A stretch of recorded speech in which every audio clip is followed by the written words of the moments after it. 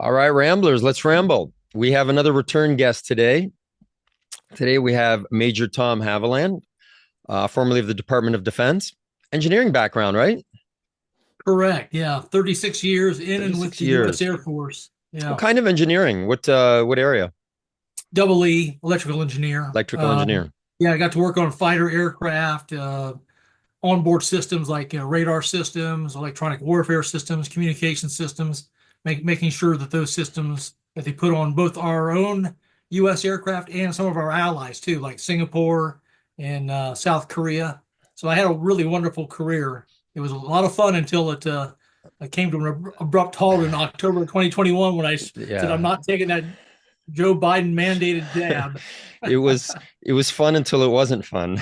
That's right. um, so just to back up for a second. So last week, just for the viewers that don't know, we were doing this and my stupid laptop basically just stopped working 30 minutes in and we just had to stop. So we're starting all over again. But the funny thing was you are our first return guest.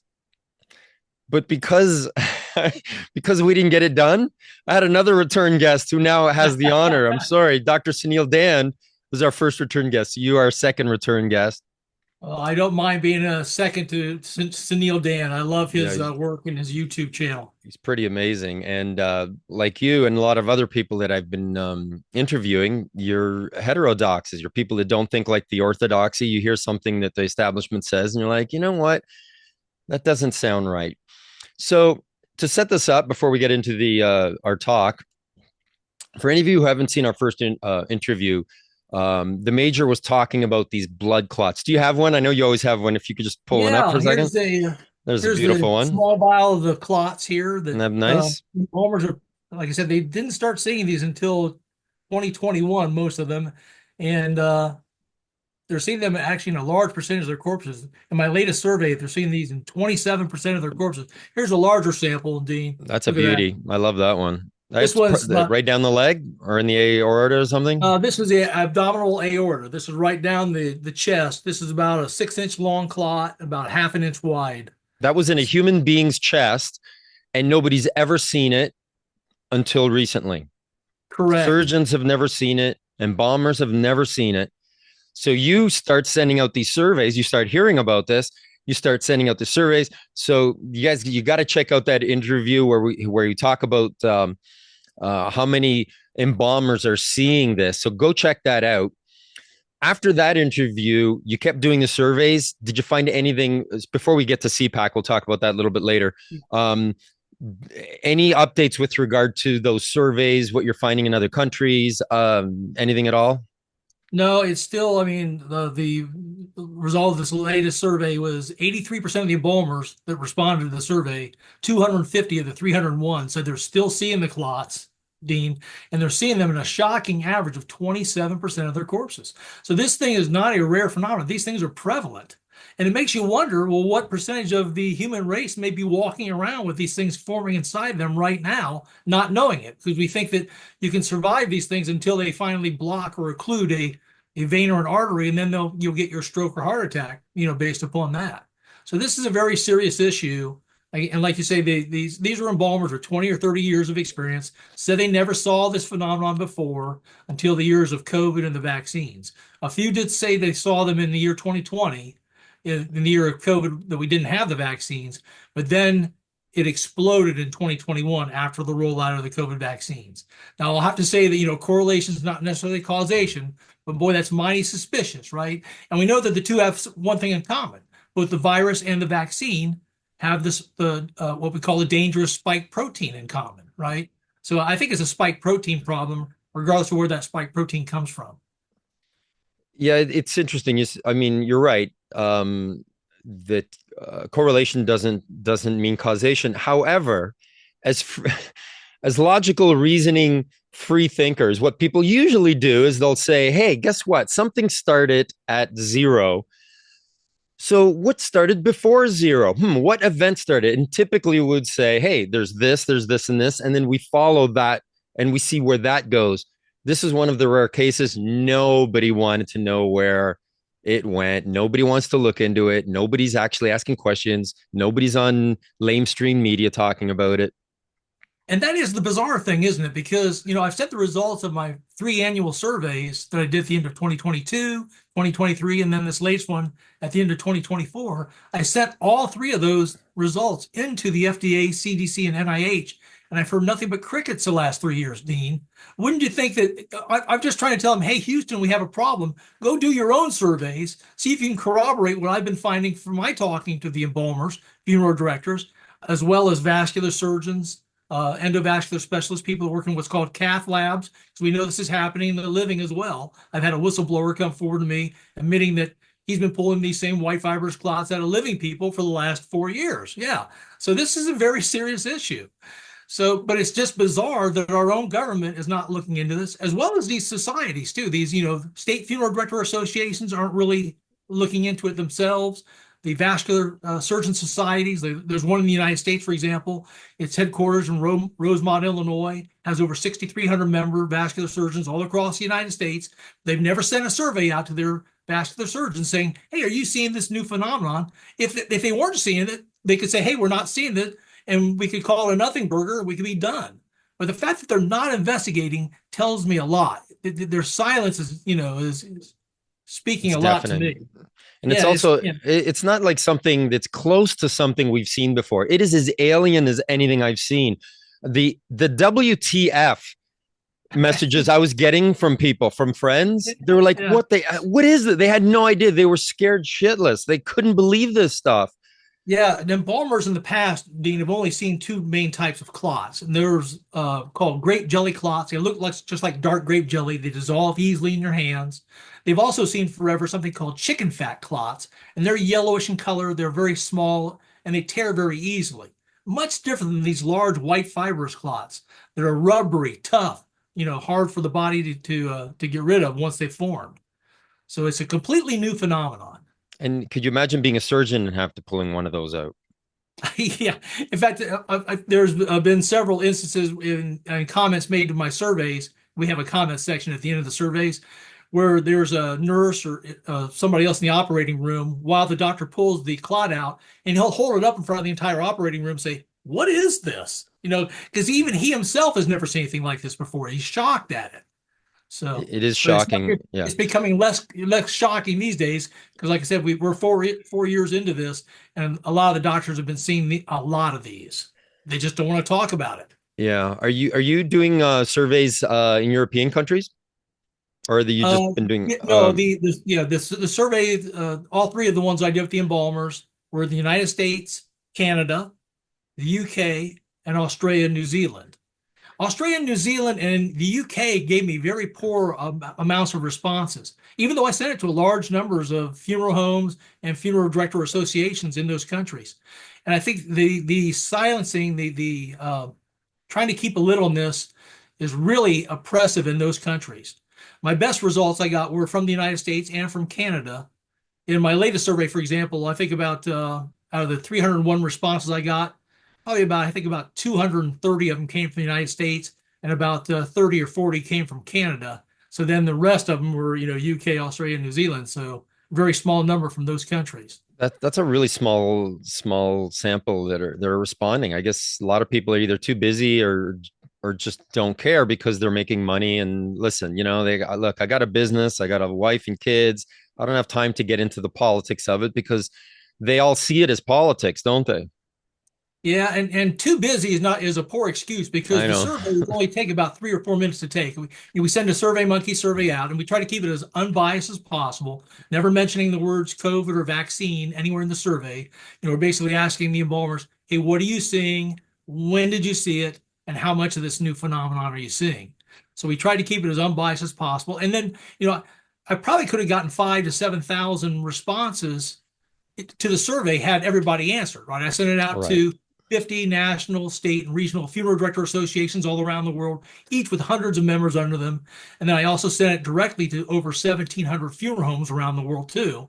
So I tried to, Wow. maximize the responses, yet we only got 301. But still, I think that's enough to say, Houston, we have a problem. Yeah, it's enough to say let's keep looking into it at the very Yeah. least. And a So lot of the questions we had this year, we asked, kind of delved into asking the embalmers why there was such a reluctance to come forward with this information. We've only had a couple of embalmers, the 6 or 7 that were in that Died Suddenly film back in November of 2022, come forward and talk about this.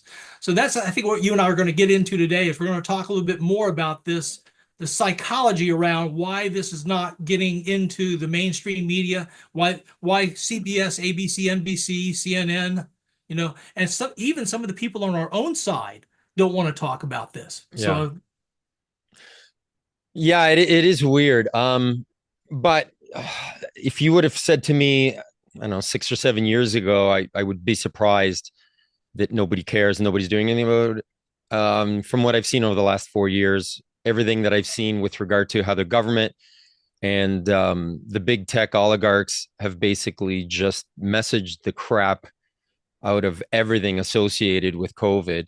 And now, no, okay, I get it. Now I'm not surprised at all. In fact, I would expect silence. I would expect something like this.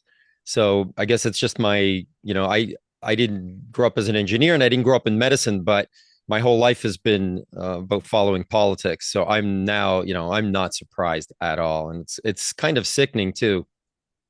well, and they're getting compliance from most of the people as well. Most of the Yeah, people want to move on. They don't want to talk about this anymore. exactly. 80% of American adults over the age of 18 took at least the first 2 COVID vaccines. And I think most of them realize they made a mistake because almost all of them have stopped taking the shots now. So, I think there's some regret there, Yes. but they don't want to come out and they just want to say, hey, let's just move on from this. I don't want to talk. Yeah. But the problem with that, Dean, is if what's happening is true, if the results of my survey are correct, and that the embalmers are seeing these clots in 27% of their corpses, this is something we can't move on. If it was only like 1% of corpses had this, then I could say, okay, this is almost a nothing burger, right? But when you see this high a percentage, I think it's something that the world needs to know about and investigate and look into, At the especially very to, least. At the yeah. very least. I don't know about your country, but my country, they're still pushing the shots hard and heavy for anybody over 6 months of age. I Yeah. can't turn on the TV or the radio without getting a commercial every 15 minutes for, hey, go get your COVID and flu shot.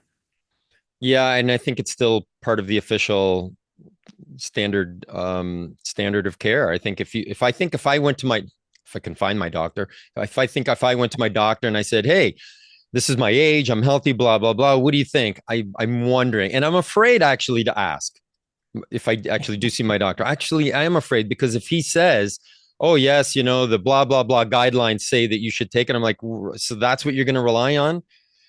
I would probably then have to say, well, you can't be my doctor anymore. But I live in Canada where it's almost impossible to find a new doctor. We have to go to walk-in clinics and urgent care because a I lot know of a us lot don't of have people. doctors. Yeah, I know a lot of people who have done just what you talked about. They actually have fired their doctor. They asked him that question. They didn't like the answer they got because they saw that the doctor was just towing the line Exactly. as opposed to doing any research on their own. Because if the doctor really does research on this, I think they'll come to the conclusion that, you know, these shots are probably not a good idea.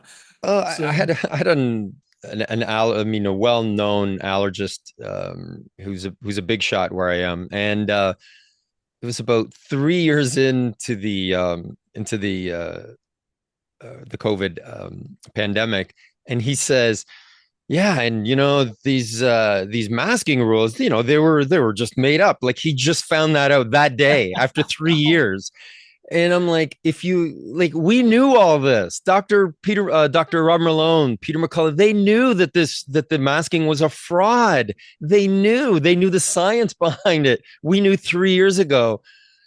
And here you are, I'm not a yeah. doctor. I can't tell this guy, hey, well, you're an allergist. You should do more research, right? Who am I to tell him that? But it's sad because we think that they're our leaders. We look at the medical community, we look at our doctors, talk to your doctor, and we look at them as leaders. They're not leaders, they're followers. They have a 500,000 in debt getting out of medical school. They do what the medical association tells them to do. Right. You're absolutely correct. I think a lot of people around the world are finding that out now. And trust has been gone. I think trust used to be like only, before the pandemic, it was like 70% of people trusted the medical system. Now it's down to 40%. It's dropped by 30% from 70 down to 40% of people trusting the medical system now. So they have taken a huge hit. and deservedly and so. deservedly so. Deservedly Yeah, so. and the messaging would come through media, and if you think that the rates of trust for doctors is low, I mean journalists, it is lower in most polls. It is lower than used car salesmen, Yeah. right? And this is where we were Yeah. getting our messaging from. So Bill Yeah. Gates decides one day he wants to push this vaccine. He has no problems getting on MSNBC. Why? Well, because the MS in MSNBC stands for Microsoft. And he comes on there and says, yeah, this is great. Everybody has to take it. It's going to save the world, but I'm not going to give it to the Africans because they can't afford it, which was actually turned out to be good for them. Yeah. Right. That And was good for then, them. and then all of a sudden, everybody gets Omicron and people want to stop taking the vaccine. And he goes on MSNBC again and says, yeah, you know, it wasn't that great of a vaccine. And basically, he sold all the shares and made $1 billion. And at that, and I'm like, so you people will listen to this guy, this techie. You'll Mhm. listen to him talking about meds, but you won't listen to a Robert Malone or a Peter McCullough.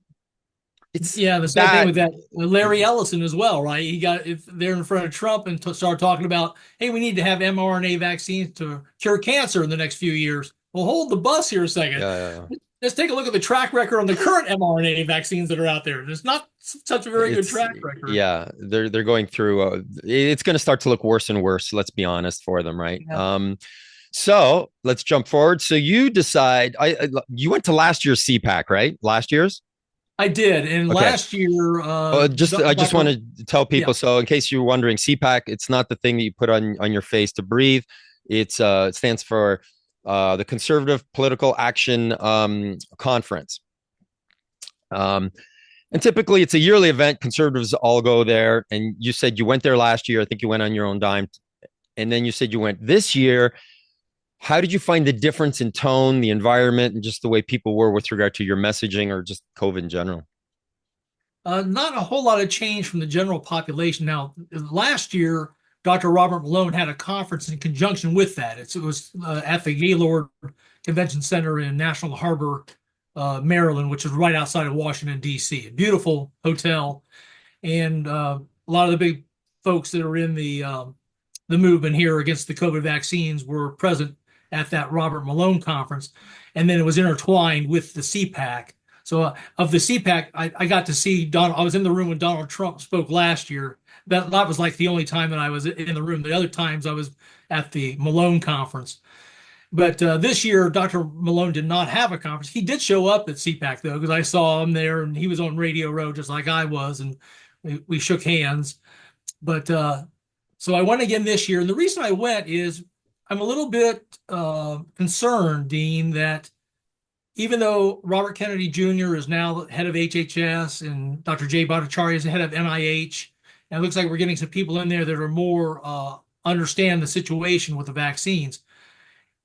It appears that the focus right now is on, like dyes in the food, fluoride in the water, Yeah. and they're taking their eye off the ball, as far as I'm concerned, on getting these injections off the shelves, because I think that they're still causing not just these blood clots that we're talking about, but also, myocarditis, turbo cancer, nerve damage, palsies, tinnitus, you know, miscarriages, all kinds of things, and the data is pretty clear on this. Edward Dowd has looked at it from a completely different angle, the insurance angle, and he's seen tremendous increase in both death and disability, especially in younger people, like people 35 to 50 years old, working age, healthy people, seeing death and disability skyrocket in those age groups starting in the third quarter of 2021, which is when the COVID-19 vaccines were mandated on most of the country here in the United States.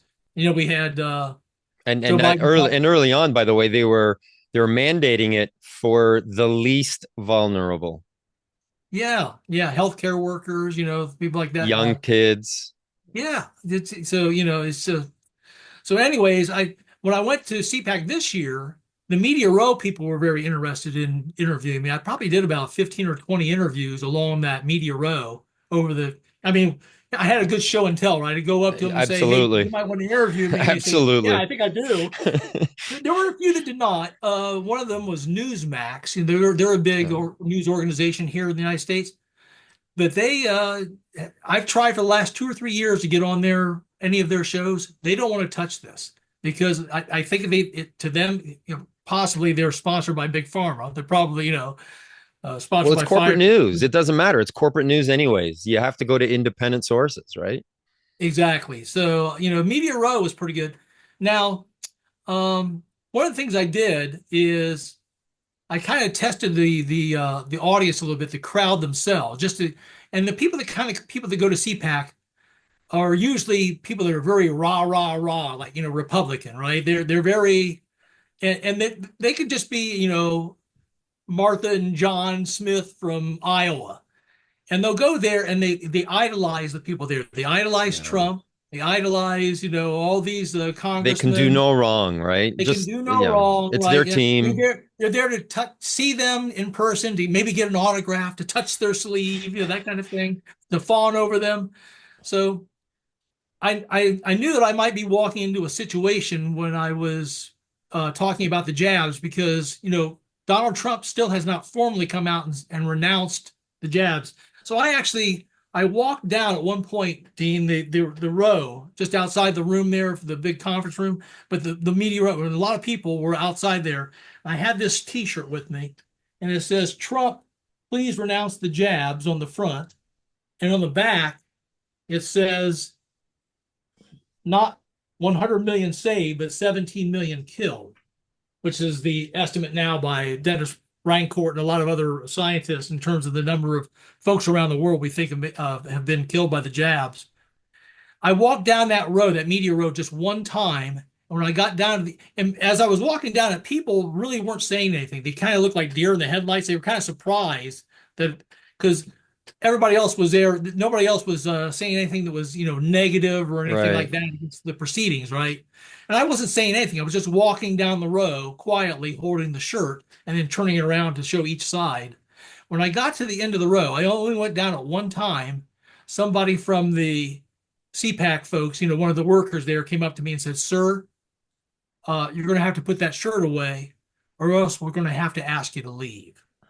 So I said, okay, I'll put the shirt away. So I had a briefcase, soft briefcase with me, and I put it back in the briefcase. But I was a little surprised that I was getting my freedom of speech curbed from my own Republican. Yeah. And These are, I consider my allies, right? You know, I I would expect the Democrats to suppress freedom of speech, well, they would but have thrown something at you probably. but the fact that my own Republican allies were doing so was kind of interesting. Well, look, if history teaches us anything, it's that the party coming into power is going to use whatever tools and weapons that were left behind. And I think you're starting to see some of it on a lot of campuses, right? Where Republicans took up the mantle of free speech just because, there was a void, right? And Yeah. and so basically the Democrats say, okay, we don't care about free speech. And they picked it up until the Israel conflict restarted. And now you're seeing lots of censorship and you're seeing, conservatives and Republicans saying it. So it sucks because the principle of free speech is something that you have to believe in itself, regardless of what ideology or what party you're in. You either believe in that because it allows you the greatest opportunity to express yourself. And if I shut Tom Haviland up, I'm shutting myself up. And people just don't Right. realize, and that's the message we try to get across to people in the classroom, right? Is that Exactly. when you're silencing your opponent, you're silencing yourself, and you just don't know it yet. You don't have the wisdom yet. And I think, I recognized before I did that stunt and took the T-shirt down the road, I knew that was um, an embarrassment to Donald Trump that he supported the jabs, and by the way, most Republicans have stopped taking the jabs. Even more so than the Democrats in this country. The Democrats actually were the ones that bought in and took the jabs on a higher percentage basis than Republicans did. So I knew it was an embarrassing thing that I Yeah. was holding up with the shirt. But I did that on purpose because I wanted to take a litmus test to see how the crowd is reacting. Like I said earlier, I think this is something they just want to move on You have to from. gauge They the don't room, want and to you talk about did. it. You gauged the room.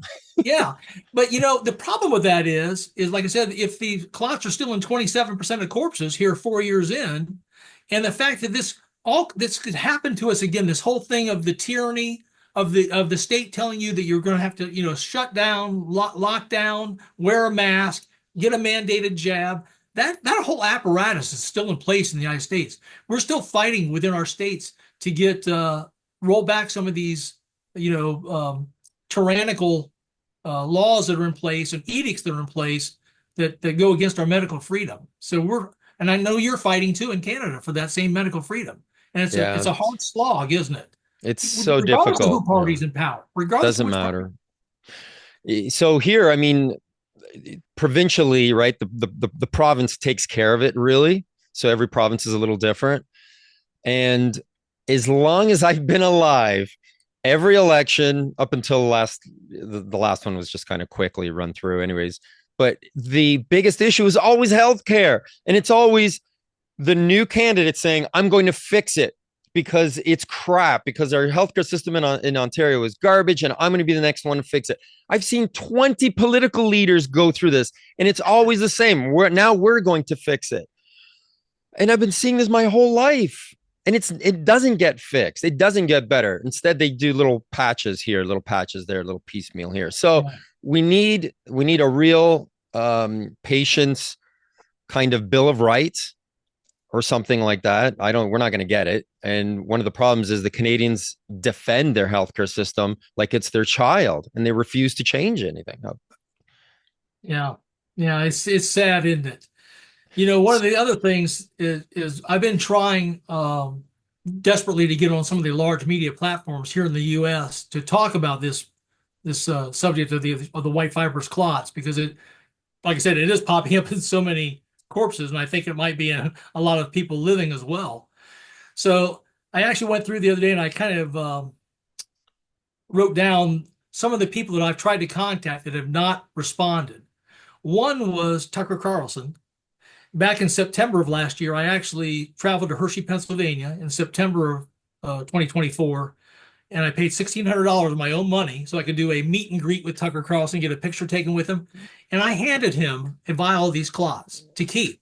And I gave another vial to his producer, Samantha. And, you know, I told him, hey, Tucker, let me introduce you to the most spectacular side effect of the COVID-19 vaccines. I also gave him a handout with my contact information, but I have not heard from Tucker at all. He doesn't want to bring this on his show. Also, surprisingly, I also I got in contact with somebody on the left, Chris Cuomo, Right. the Oh, he's such a yeah, fraud, the though. reporter. Yeah, he left CNN, but now he's working for uh, another organization called News Nation. right. So you'd think he'd be free to be more honest, but he's still a clown. Well, Did and he he was talk to on. you?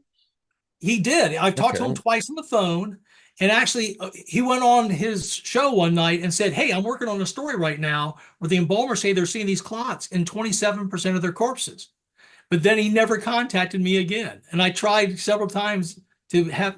So he actually announced the fact he was working on the story, you Wow. know, of So my sorry, survey. he's at Nation or Max? News Nation, He's at News Nation. News Nation. Yeah, News that's different than Nation. News Max. Right. Yeah, There's two of them, right. right. And Yeah, I News so I don't Nation know as has much about him. News Nation. I don't I know don't know that who's much about them either. Yeah, they're a kind of a newer okay, organization. but if it's an organization and it's not his, see, this is why he's not that bright. He could have he could have easily done the Kim Iverson thing. He could have done the Jimmy Dore thing. He could have done the Tucker Carlson thing. Instead, he has to be under this guise of corporate money. So somebody is funding him. Somebody is funding his organization. It's a corporate news outlet. So of course they're going to be edited. Of course they're going to be censored. And I think you're right. I think this is a story he probably wanted to do because Chris himself, now he says he has long COVID. He doesn't admit that he was injured by the jab. He thinks he was Right. injured by the virus. And that's possible. It's You know, I think it's possible, probably yeah. more likely he was injured by the jab. But he said, you know, he has admitted that he himself has been injured by COVID. So A I guy think who's it's a story. always been pretty healthy, by the way. Yeah, Remember all those yeah, videos, right? yeah. Him working out, pumping, yeah, pumping iron and stuff. Another one was Del Bigtree. I was on his show, The High Wire, a year ago, just about a year ago this time, with embalmer Richard Hirschman, and we were in studio with Del at his location in Austin, Texas. But now he seems to have no interest in wanting to do a follow up this year, which is kind of and he, by the way, Dell was the communications director for Bobby Kennedy and one of the people that was instrumental in helping Mm. Bobby Kennedy, become part of the Trump team and get on board and get into the HHS slot. So now that's despite the fact, that since I did my interview last year with Dell, I've since done a 2024 embalmer survey. I've done a 2024 people's blood clot survey. I've been contacted by this cardiologist and endovascular specialist from Jacksonville, Florida, who says he's been pulling the clots out of living people for the last 4 years. So that's new information that Dell didn't know before. So it's Also, getting worse, not better. And so the yeah, story should actually have more impact now. I would think so. And we've also come up with a possible blood separation test a simple test that people can take to see whether they may have this clotting going on inside them. And also, I've been in contact with a group of scientists that are actually zeroing in on how or why the clots are forming. So there was a lot of new information that I could have gone on Dell's show and talked about, but he doesn't seem to have an interest. And by the way, I saw Dell at CPAC. He was on a panel with Steve Bannon on Steve Bannon's show. Uh, and I showed this to the audience, and everybody looked at it like that. And then after the segment was over, Dell walked off the stage, and I met Dell personally and showed this to him. So he's seen this, large 6.5-inch clot. But like I said, despite that, for some reason they don't want to seem to have me back on the show, which I thought is kind of strange. Same thing happened with Jan Jekielek from the Epic Times. Jan and I did a sit down last year after that CPAC. We went downtown to their Washington, D.C. headquarters for the Epic Times and did about a 45-minute to an hour American thought leaders, where I sat down with Jan and talked about the results of my first couple of surveys. But then this year, again, with all this new information, he doesn't seem to be that interested. So it's kind of bizarre, isn't it? It's almost as if they didn't mind it when they could use it as artillery, I guess, maybe against their political enemies. And now that they're in a position of strength, now that they've won, it's like, let's move on to other things. It is strange because I was going to ask you, just generally speaking, tell me when you're at CPAC, all right, you said you were doing different things last year, this year, you went down the media row. Do you get the feeling when you're there that there's more people that are just identify as conservatives, people that are, let's say, uh, old school Republicans that really adhere to the Republican Party more than anything, good or bad, and then there's MAGA, right? And MAGA and Republicans, those are two different things. What did you see? Did you see that is MAGA taking over, or do you still see that the base is there at CPAC? I felt like there was a combination of both. And I felt like it was almost like a 50-50 thing. I felt like there Okay. was like 50% of the old, Do regime they there, get but along? they they don't I didn't see anybody fighting. Right, but I mean, can you sense that maybe they don't that the Republican base doesn't really respect MAGA as much because MAGA asks for things? Yes, I get that impression as well. Because not the whole audience claps or applauds at different times. When Right. something Okay. MAGA is said, the half that's MAGA will, cheer loudly when, and then when Ukraine the, war, maybe that may be a difference, right? yeah, yeah, but there's some neocons in there as well, right? So Right. there's total, yeah. So there's still this battle, I think, going There's on still within. neocons there. They haven't been pushed out. The Bill Cristols of the world, these scumbags that pushed every single war. No, I think that there's people in there that are still, yeah, into the war and the whole, that we've got to support. They're not going to be interested in Or what you have to say. yeah, yeah, I'm just exactly. predicting that right now. They're not going to be interested. Yeah. When you worked with the Department of Defense, did you work with USAID? No, I did not. No, I was hoping you had a I good. was I was hoping you had a good story for me.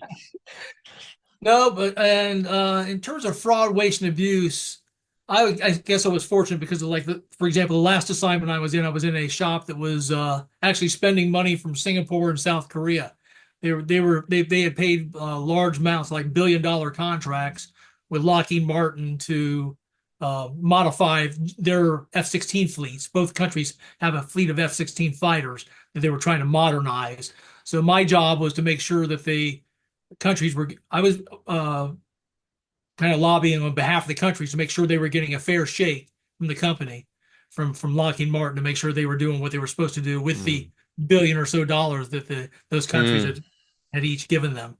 So Are I there any yeah. countries or continents that you're really curious about with regard to your surveys that you just you either haven't approached or there just has been zero feedback yet? I'm like Africa.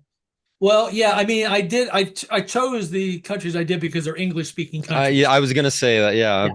I would have liked. You're exactly right. I would have loved to have done something similar in Africa. It would have been very hard though, because I don't know how structured there. By the way, my wife's from Kenya. I okay, married a girl from a small village in Kenya. So, and we've been to Kenya 3 or 4 times since we've been married, and just love the people there. But I could see where the structure problem. But it would have been interesting to do a survey. You're right, because only about no, 15% of Kenyans, and only about 10 to 15% of Africans in general, took the COVID-19 vaccines. right. And they've had no problems with excess mortality over the last 4 years, unlike the highly Western countries, which were highly jabbed, right? I had these arguments with people, and I look at Africa and they go, "Well, that's because they're younger," and I'm like, Well, "Exactly, they're a different demographic, just like we have young people. Maybe they don't need it either. Like you're not putting two and two together. You're just basically anything somebody says. It's like, how do I manipulate that into my worldview? right, That's not a right. free thinking. That's not how thinking works." But I Yeah. would like to. I've got some. I have somebody that actually was working, I think, with Dr. Malone, Oh, and wow. she's Italian. She speaks perfect Italian. I'm going to set you guys up because maybe she can send out the surveys and word it nicely Oh, and I send it out. appreciate that. Yeah, we'll see what Yeah. we can do there. What do you want to do next as far as this battle is concerned? And just bringing people Well, information. What are you doing next? right right now I'm working, like I said earlier, with that team of scientists that are trying to figure out how or why the clots are forming, and they've got a very good theory about that. It deals with the spike protein damaging the endothelial lining of our vascular walls of our both our veins and arteries, and basically triggering the clotting response. And instead of fibrinogen that's in our blood naturally, and it's produced by the liver, and it's in a liquid form in our plasma, whenever there's damage done to the vascular system, that the clotting response converts that fibrinogen in its liquid form into a white solid called fibrin. And that's being found in these clots in bizarre proportions, by the way. Uh, but also the spike protein from the jabs being found in the clots, as well as these nonsense proteins as well. So, and what we think is happening is the spike protein is becoming phosphorylated. Phosphorus, the element phosphorus, is involved in this. And by the way, there's phosphorus in the mRNA vaccines from both Pfizer and Moderna. So that's what led this scientist to start investigating this in the first place. They did an elemental breakdown of the clots. They saw a large amount of phosphorus in the clots. They said, "Where's this phosphorus coming from?" Well, it's coming from the vials of Pfizer and Moderna, and from the phospholipid nanoparticles that are in that. There's over 1 billion lipid nanoparticles in every vial of either the Pfizer or Moderna injections. Yeah, But the that's a one AstraZeneca with didn't eight. have it. That's a one with 18 zeros. AstraZeneca and J&J used a different, they used a viral vector approach, but it's just as bad because it also instructs your body to make, using DNA, to make the spike protein. So all four of the jabs, whether there was AstraZeneca, J&J, Pfizer, or Moderna, instruct your body, your cells, to make the damaging spike protein. So Ideally, we would want to know everyone that's died and that has these clots, which one they took, when they took it, how many they took. And then if we get a huge enough database, that's data, that's information, that's something you can work yes, with. Instead, it's like, no, no data, no data, please. the health departments have that data, but they just don't want to share it. And that was one of the reasons when I ran that vascular surgeon survey, I was so disappointed is because unlike the embalmers usually don't have access to the vaccination records of the corpses, but the doctors do. They can tell you, exactly when they took their shots, how many they took, which brand it was. So, we could have gotten a lot of information from those vascular surgeons had they responded to the survey. So, but what I'm doing now with that team of scientists, they've stumbled upon what they think are some nefarious, what's called open reading frames in the both the virus, the COVID virus itself, the SARS-CoV-2 virus, and possibly in the injections as well. Now, what in the instructions for the all living organisms like ourselves, we have DNA in us, and it's a code, right? And the code uses four amino acids that actually, when they are in what's called codons, they code for a protein. One's called adenine, the other one's thymine, and there's guanine, and there's also cytosine. And they're usually represented by the letters A, T, G, and C. And so mRNA is like the messenger RNA is half of your DNA code, right? You take that. If people know what DNA looks like, it's like a ladder that's Yeah. twisted. It's a spiral, double spiral helix. So if you rip that ladder down the middle in half, right, then you get half the code. That's what messenger RNA is, and that gets read by our body's ribosomes, and it gets read each nucleotide at a time, either one of these A, C, T's, or G's. Scaring the crap out of me. Yeah, when you have, and no, that's what goes on in your body all I the know. time. I've never had Yeah, explained to me. and the whole thing is to produce a protein, and depending on how those nucleotides are arranged, they'll produce every three will produce a certain amino acid. When those amino acids are put together, they'll produce a certain protein. In this case, in the case of the COVID vaccines, is producing the spike protein. That was the intended protein to produce, which is dangerous enough as we're finding out. It's doing a lot of damage, like I said, to your vascular system and wreaking havoc all around the body. But what these scientists are finding is when they first took a look at the SARS-CoV-2 virus, its genetic code, they saw in papers that it went up to operational reading frames 1 through 10. And that's where it stopped in these papers, these scientific papers. Here's one, for example. This one's dated the 6th of April of 2021. And in this paper, there's a diagram in there, and it shows you what the ORF structure looks like of the code. If you take the code and you lay it out in a straight line, here's the certain things that the code does. So it's got what's called open reading frames. And this one, for example, the red block here, that's the spike protein. These other ones here, they'll code for structures. For example, the membrane of the virus. There's what's called the nucleocapsid. If people remember what the virus looks like, it's a big hollow ball, basically, and then there's spikes on it. Right. So the ball part is the nucleocapsid right here is coded for in that ORF. It looks like it's about ORF 9. The membranes is here. And then there's also special functions of the virus that help it survive, like help it replicate faster, help it avoid the immune system, right? So there's what's called non-structural proteins that are coded for. Those are the things that, like I say, help it survive, help it replicate, help it become more infectious. And then there are like a new species. Yeah, and then there's the structural things, like I said, the actual the form of the virus itself and the spike protein on its surface. Well, what this team of scientists, Dean, has discovered is there's more than 10 of these open reading frames. There's actually about 30 of them. And they believe that many of those, the ones above the number 10, were actually man-made and inserted by scientists in the lab, maybe in the Wuhan. Maybe it was a bat that did it.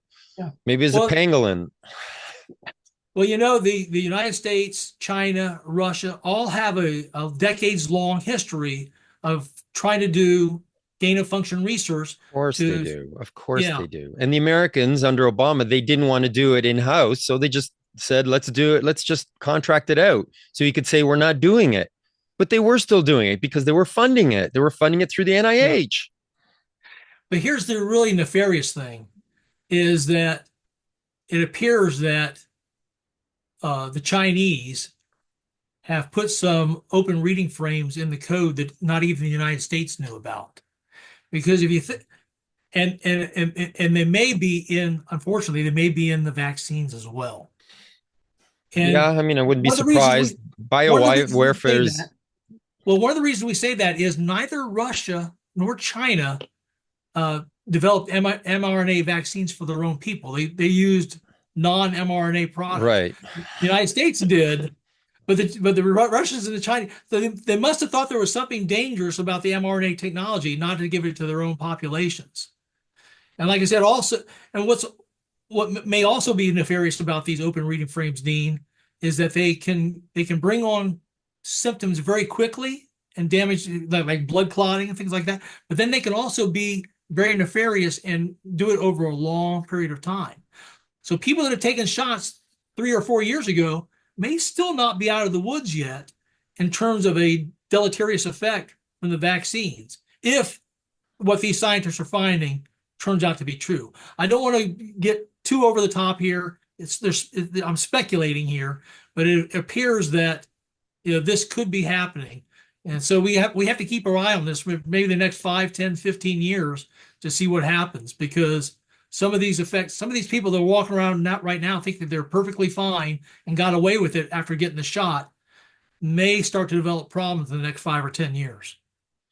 Yeah, and to people who, when you talk about things like this, then people poo-poo it. It's like they've been working on biowarfare for decades.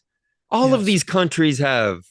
So it's like, who's being naive now, Kay? Right? Like, who's the one who's being naive? Who's the one who's being silly? This is what they do. Biowarfare is a thing. It's been going on. We know that it's been going on. Right. In fact, I got kind of a chilling interview I watched this last weekend. Dr. Phil McMillan, who runs a YouTube channel in the UK called Vegan Health, Vejon. He was interviewing a Dr. Shankara Chetty from South Africa, and Shankara Chetty is really a hero. He was one of the ones very early in COVID, before the vaccines came out in 2020, when people were, things were rough. He decided to work with his patients, used a combination of steroids and antihistamines to cure his patients, and he had a sensational record, like curing 99 to 100% of the people that were coming in with problems, even people that had low oxygen saturation rates. He could get them back well again. And he, like I said, and he was using hydroxychloroquine as well, things that were taboo that you weren't supposed to use. He was using early treatments to try to help these people out. He noticed, by the way, that people that when they would first come in to him with their first symptoms of COVID, he would give them like ivermectin, hydroxychloroquine, but he noticed that a certain percentage of them would come back on day 8 and would have severe breathing problems. That's when the cytokine storm, you may have heard that, it usually takes a week or so. The first part of the infection is the virus is replicating. And then as you get into like day 7, day 8 is when you start to hit that cytokine storm, which becomes dangerous, right? Because then you start to get Can't breathe. yeah, Like can't you're breathe. labored. And that's when people go on a ventilator and get remdesivir and those kind of things. He wasn't doing that though.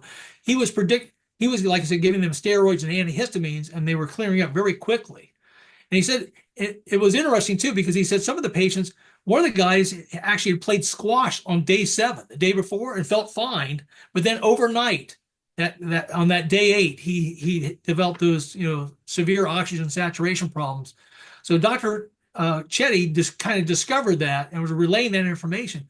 Well, because of that day 8 protocol that he was giving to to his patients, he was contacted by a CIA officer from the Central Intelligence Agency, and the guy asked him, "Okay, Dr. Chetty, what do you know?" And he says, "Well, first thing I know is this virus was made in the lab because it's not behaving like anything Right. natural. And secondly, I know that the spike protein is a pathogen of this thing." And the guy says, he says, "You're right," you know. And then he asked him, Dr. Chetty said, what confuses me is that if we know the spike protein is a pathogen, then why are these mRNA vaccines being made that produce the spike protein? And that's when the CIA officer told him that basically this was never about health. This was a military operation. And he This was in basically, 21 or 20 or 21, right? That he was saying this? I don't know the exact date because he didn't say it in the Just interview. generally speaking, though, was this early Yeah, on? yeah, it was in So he the was ahead 20. of the game then. Yeah, he was ahead of the game. So this, yeah. So Dr. Chetty is actually on trial right now for his license. They're Uh, trying to take his license away from him, but he's happy that he's going to be able to present evidence and expose all this. So he actually said, "I don't care whether I win the case or lose the case. I just want to be able to get the information out there." So, like I said, your viewers may want to go watch it. It's on Dr. Philip McMillan's Substack page, and it's about an hour and 40-minute video that Actually, Dr. Philip. we'll put the link in the description later, and you send me the link, and I'll just put it Yeah, right in the yeah. thing. But it's very interesting that, and I believe Dr. Chetty. I don't understand why that gentleman would lie about that. I How do you think he spell his did this last name? Chetty. Shankara is his first name. Dr. Shankara Chetty, Chetty, and he's from South Africa. Are you finding, you said you're working with people now. Are you finding it's easier now to find people to work with? And there's people saying, hey, let's look into this. No, the team No? of scientists that I'm working with, they're working with a few universities, but those people that work at those universities refuse to put their name on what they're finding because they know it will destroy their careers. So yeah, it's a shame that It's it has to be that. sickening. It is It sickening, makes, isn't it? yeah, it makes me throw up what I'm seeing on campuses because we're supposed to be the beacon. We're supposed to be Yeah. saying, give us your information, spread it, and let people decide for themselves. Let people be free thinkers, and it's completely opposite. Now, the lead scientist for this project is a man named Mr. Greg Harrison. He's a former polymer chemist, is what he is. So he's not a biomedical guy. He's a polymer chemist. But because these things basically are behaving like a polymer, like I said, it's our fibrinogen combining with the spike protein, combining with the lipid nanoparticle from the vaccine that forms these rubbery, tough polymer clots, that he became interested in this in the first place. And he's also the gentleman that's been looking at this open reading frame thing as well. Like I said, this appears to be almost like a limited hangout because here's another paper that just happens to have nothing but Chinese authors in it. And they're talking about the problems with open reading frame 10, but there's no mention of open reading frames 11 through 29, which are, which we know are in the virus itself. It's almost like a limited hangout, like they want to direct our attention away from what we think are the more nefarious open reading frames that were inserted by either the Russians, the Americans, or the Chinese. So, Hey, yeah. misdirection has been used by propagandists in every country, right? So to try to educate the public, Mr. Harrison, who's from Australia, is working with a team of people from Pure Media Australia, and they've been putting out just for the last couple of weeks. They started putting out 10-minute videos, and they call it, and we can put this in the link as well. It's a series of videos, and it's called An Unholy Triad: The Birth of a Plague. And there's 3 episodes that have been put out so far, introducing people to what this open reading frame concept, and then talking about the decades-long research that the Russians, the Americans, and the Chinese have done, and how it all dovetails into the creation of the SARS-CoV-2 virus. And then, unfortunately, I think how it's also becoming part of the vaccines as well. So we Are can you, put a link to that as well so people can watch that. are you expecting that as you get these surveys that the numbers are just going to keep getting worse and worse? That does worry me because, when I did my first survey in 2022, the embalmer said they were seeing the white fibrous clots in 30% of their corpses. Then when I did it in 2023, it went down to 20%. So I said, oh, great. This problem may be going away as we get further and further away from people taking their last jabs way back in 2021. But when I did the survey this year, it popped back up from the 20% the previous year back up to 27%. Because of So the it's vaccine. so that corroborates the theory that, Right. like I said, if they've put these nefarious open reading frames in there that make it that is a slow duration kill, that Yeah, I mean, so that's what I'm worried about. if if let's say that there's no such thing as a vaccine, because like you said, it still has a spike protein in it, which is why you found them early on. As Omicron and other variants came along, I suspect you would have seen less blood clots without a vaccine over the years because it would have waned, right? You would think so. Typically, that's the way viruses usually Right. respond in nature, right? They, in order to stay alive, they become less lethal. Because if you're Right. very lethal, then you kill all your hosts, Exactly. then the disease stops, right? Yeah. So typically, viruses get weakened and weakened as they go into different variants over time. And But if everybody something, gets it though. But correct, everybody gets it. everybody gets it, but it's mild, right? Right. Yeah. That's Omicron. That was Omicron. That was the turning Yes. point. Yes. But the problem with that is now if man put nefarious open reading frames that do nasty things like coagulate the blood, like make this thing especially lethal when you get it, or have a time released your kind of bomb inside that does something to you, that wrecks your system, causes cancer, then we may not be dealing with a typical a natural virus. We might be dealing with something much more nefarious. So Yeah. that's what I'm worried about, Dean. Yeah, and what you're worried about and all these things that you've been talking about are in line with the theory. They're in line with the theory that it was like the timeline all matches up. It actually Yeah, makes sense. yeah. Like I And said, nobody's giving you alternative explanations. correct, correct. None. Like there's no theories. Nobody's coming out saying, "Oh no, it's just this," or "No, it could be that." There, it's like let's not even talk about it. Yeah. The other theory why the clots may be persisting even into 2024 and even now into 2025. And by the way, I'll get my next survey I'll probably do in this summer. I've been invited to speak at the Tennessee Funeral Directors Association. Their Nice. president, Mr. Taylor Moore, invited me to come down and speak. So I'll be giving a survey at that meeting. That's pretty. That's pretty good. Yeah, because I want to know. I say, hey, you guys are the canary in the coal mine for 2025. You'll give me my first look at what's happening the first half of this year in terms of the clots.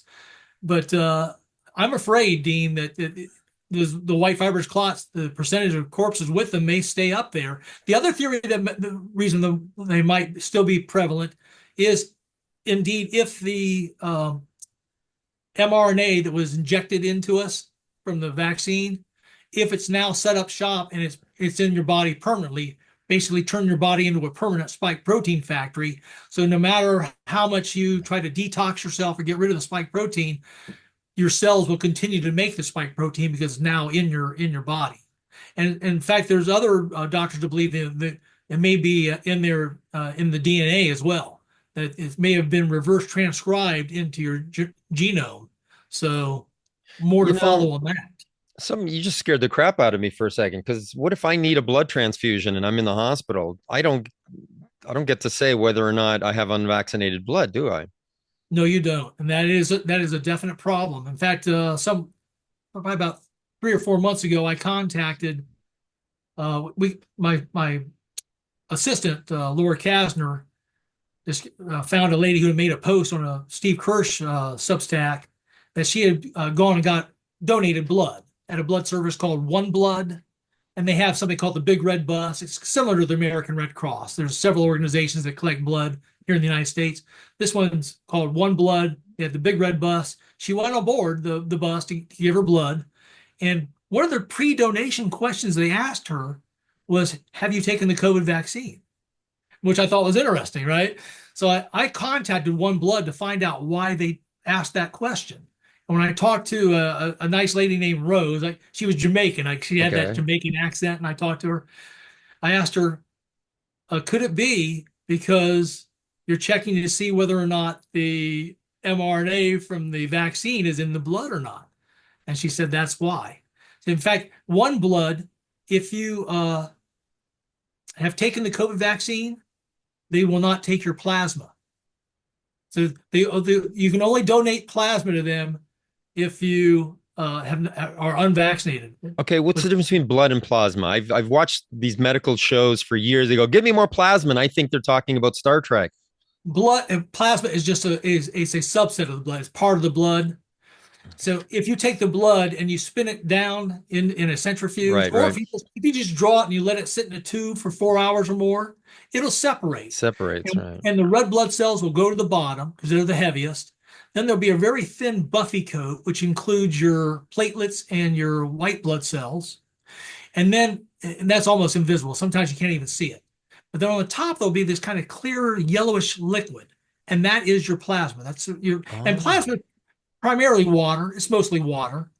But then there's also your fibrinogens in there as well, which is that, remember, that's that protein that's produced by the liver that then turns into a white clot when clotting is necessary.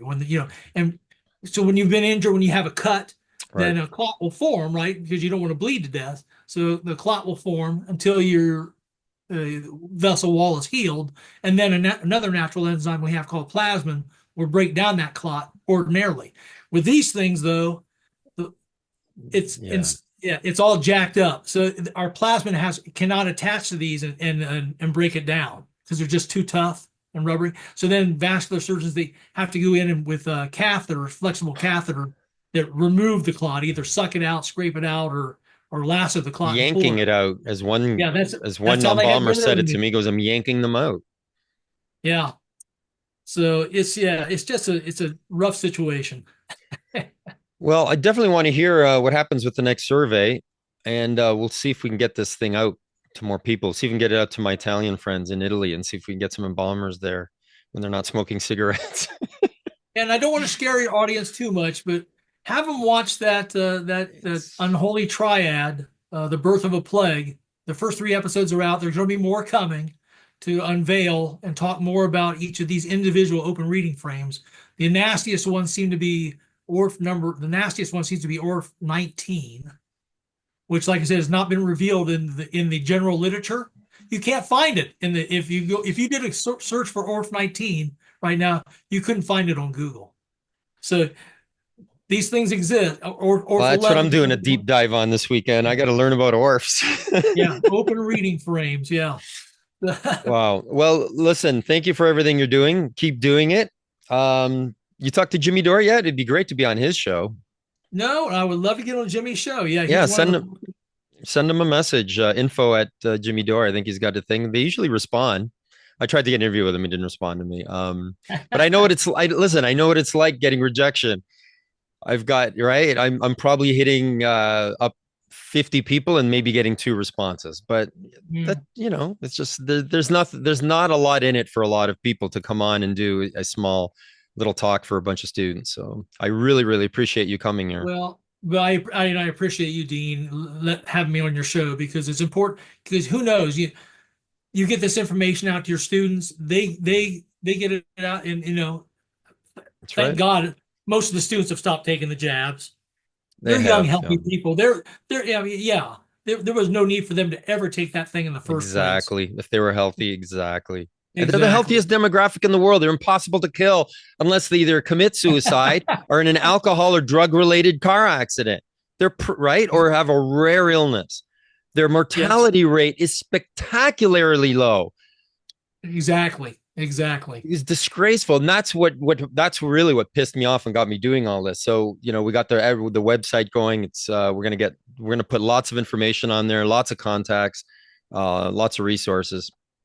The one Very blessing, good. has been that it has made our population more skeptical now of their Yeah, institutions, of their government. So I like that because I want our young people to be critical thinkers from now absolutely. on. Before they just go ahead and just inject something into their arm or any other topic, I want them to sit and think about it for a few minutes about the ramifications of what they're about to agree to do or not do. That's right. And 30 years ago, we wouldn't have been able to fight back because it would all have been CBC, Global, CNN, MSNBC, ABC. That's all that we would have had.